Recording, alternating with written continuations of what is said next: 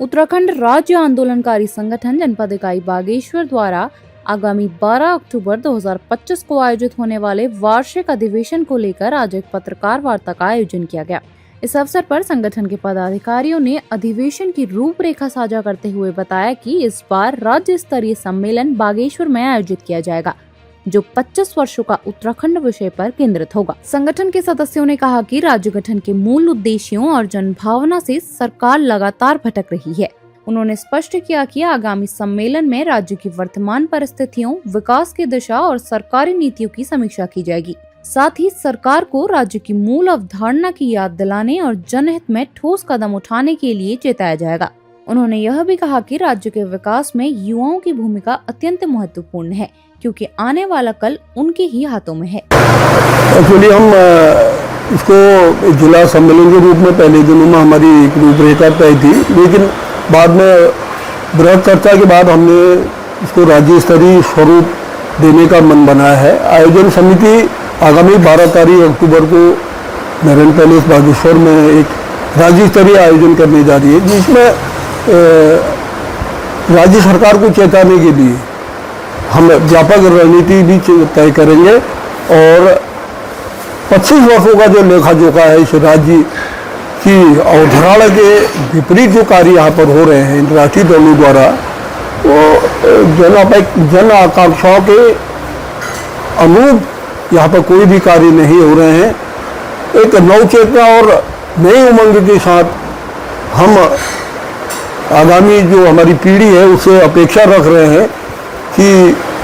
इसको धारदार कुंभ तरीके से मूवमेंट को हम लें,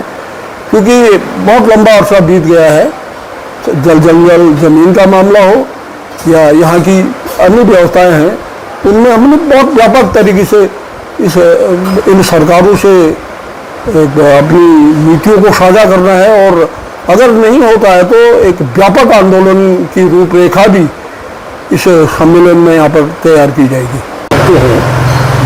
25वां साल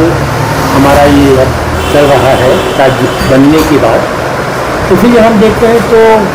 गांव से लेकर नगर तक, नगर से लेकर राजधानियों तक बहुत से सवाल थे। राजधानी का सवाल था,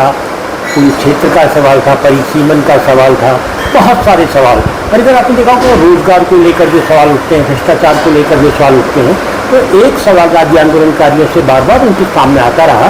कि ये जो राज्य बना है इसमें राज्य की जो मीमांसा थी, जो आंदोलन की मुद्दे थे, मांगे थी, वो कहाँ खड़ी है। तो राज्य आंदोलनों का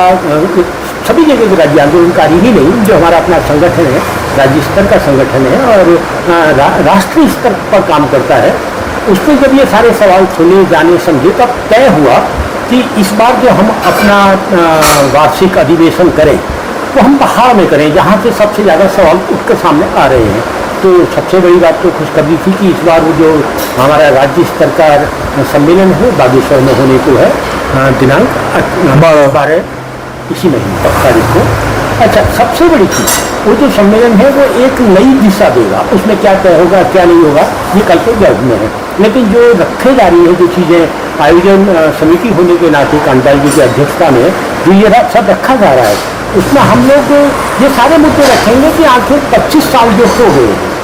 ना, उस पर क्या पाया, क्या खोया। और सबसे बड़ी चीज़ जो सवाल उठ रहा है, राज्य आंदोलनकारियों पर भी सवाल उठते हैं कि आप सभी पेंशन लेने के लिए, आरक्षण लेने के लिए है, तो वो सारे सवाल भी उसमें आएंगे कि हम वास्तव में क्या हम चुप हो गए हैं, अगर चुप हुए तो क्यों हुए, और चुप्पी को कैसे तोड़ा जा सकता है, ये तमाम सवाल उसमें होंगे। और उसमें जो सबसे बड़ी चीज़ होगी वो ये होगी कि अभी एक फैशन चल गया पूरे देश में। अगर हम देखें तो अन्ना आंदोलन के बाद एक नया फैशन आया था कि एंटी इंकम्बेंसी वोट को खड़ा करके उस सरकार को जिता दो जिस सरकार के खिलाफ लोग खड़े हो गए हैं। आप देख रहे हैं कि अभी बिहार में जो चुनाव चल रहे हैं, तो वहाँ पर एक ऐसा आदमी पूरी की पूरी ताकत के साथ और पूरा का पूरा मीडिया उसको सहयोग कर रहा है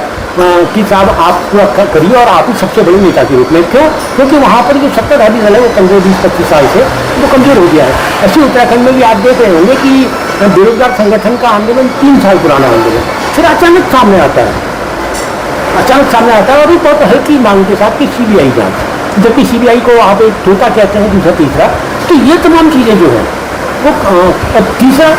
हमें एक चिंता हो रही थी जो हमारा क्षेत्रीय संगठन था उत्तराखंड कॉन्फ्रेंस, हम उस पर भी मंथन और विमर्श करेंगे, क्योंकि ये सब क्या है कि जब पूरे देश के अंदर क्षेत्रीय संगठन सर उठा रहे हैं, विजय थालापति देख रहे हैं क्षेत्रीय संगठन के रूप में तमिलनाडु में एक बड़ी ताकत के रूप में, तो हमारे यहाँ क्षेत्रीय संगठन था और हम कमजोर हैं इन तमाम मुद्दों को लेकर। बिजली पानी सुरक्षित चिकित्सा भी उसमें होगा, एक सम्मेलन है और उसी सम्मेलन की